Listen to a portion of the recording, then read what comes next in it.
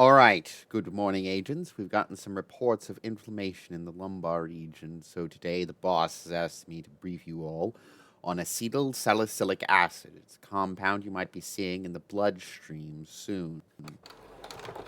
All right, now for some background, acetylsalicylic acid is the acetylated version of salicylic acid, which is a xenobiotic originating from the plant kingdom, where it operates as a plant hormone and a precursor to several other compounds used in plants. Methyl salicylate, for example, usually messes up trip channels and causes a feeling of coldness. Its most famous plant source is willow bark, where it gets its name. Salix is the scientific name for willow, but it can be found in high concentrations in plants like meadowsweet as well.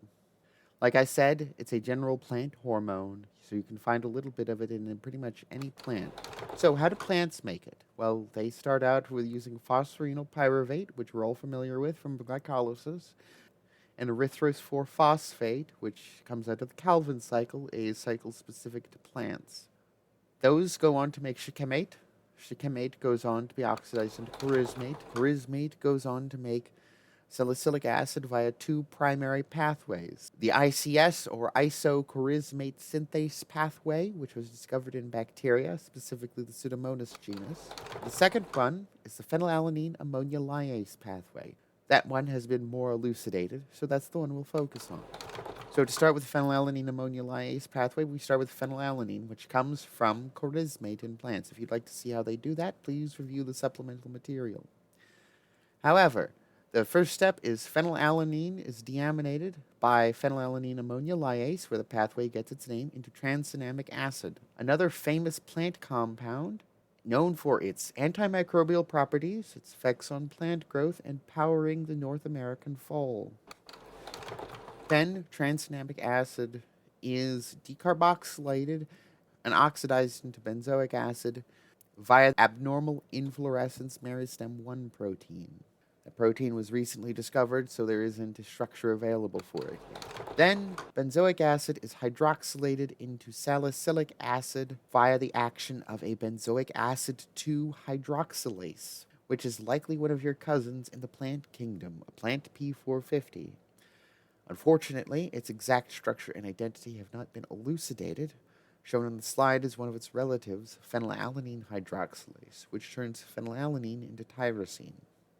Now, plants do acetylate some of that into aspirin and other compounds. However, since salicylic acid is used as a precursor to many different compounds, it's in much higher concentrations as salicylic acid than it is acetylsalicylic acid.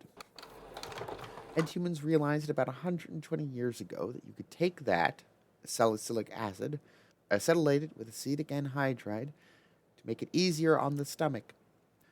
You think old mucosides could handle this, but it actually inhibits mucosal lining synthesis, interestingly via the same method by which it reduces inflammation. So let's see how it does reduce inflammation on the body, how it affects us. Salicylic acid is able to act as a pain reliever by inhibiting inflammation. It does this by breaking up into two molecules, with the acetyl group breaking off to acetylate cyclooxygenase or COX enzymes. The acetyl group irreversibly acetylates serine 530 and of COX-1 and serine 516 of COX-2. This takes the enzyme out of action permanently. The cell needs to make a new one.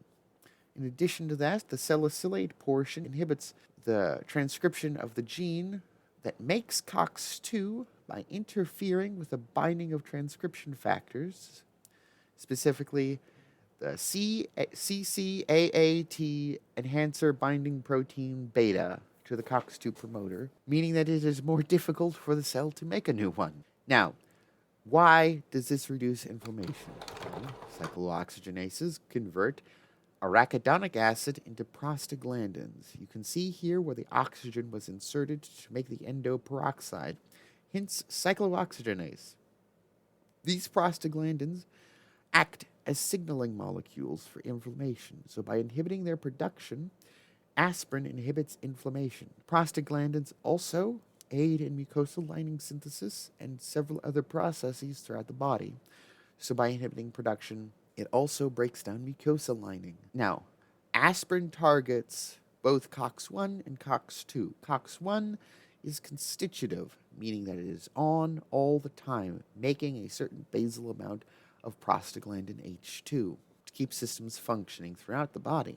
Whereas cyclooxygenase 2 is specifically upregulated during an inflammatory event. Therefore, humans have made drugs that specifically target COX-2 and leave COX-1 alone. Those will be discussed at a later date if those are discovered in the bloodstream. So, now on to the important part, where you guys come in. How to get this aspirin out of the system once it's done its job. You're going to be converting most of it into either celluric acid or salicylic acid acyl glucuronide. Basically, your jobs will be to conjugate it with glycine to make celluric acid or glucuronic acid to make salicylic acid acyl glucuronide. Glucuronic acid is essentially glucose with one of its carbons, C6, being oxidized into carboxylic acid. You'll then excrete the celluric acid and salicylic acid acyl glucuronide into the bloodstream. Those are going to be taken up by the kidneys and excreted in the urine. Some small amount of it will be converted into gentisic acid, but that's mostly if we get too much of it in the system, so I wouldn't worry about that too much right now. This next part is important, so please keep alert. Salicylic acid thins the blood, since prostaglandins also go on to make thromboxane A2. This causes platelet aggregation. Since acetylsalicylic acid interferes with that, platelets don't aggregate as well. This can cause bleeding. That, combined with the fact that prostaglandins also modulate gastric secretions, means that aspirin can cause ulcers, especially if it's taken for a long period of time. So if we keep seeing the current concentrations of salicylic acid in the bloodstream, we're going to have to keep tight control over the blood pressure in the stomach. In addition, if you see blood pressure go down anywhere, please let somebody know. That could be a sign of bleeding. All right. Thank you for staying awake for this meeting. If you have, meeting over. Let's go get them.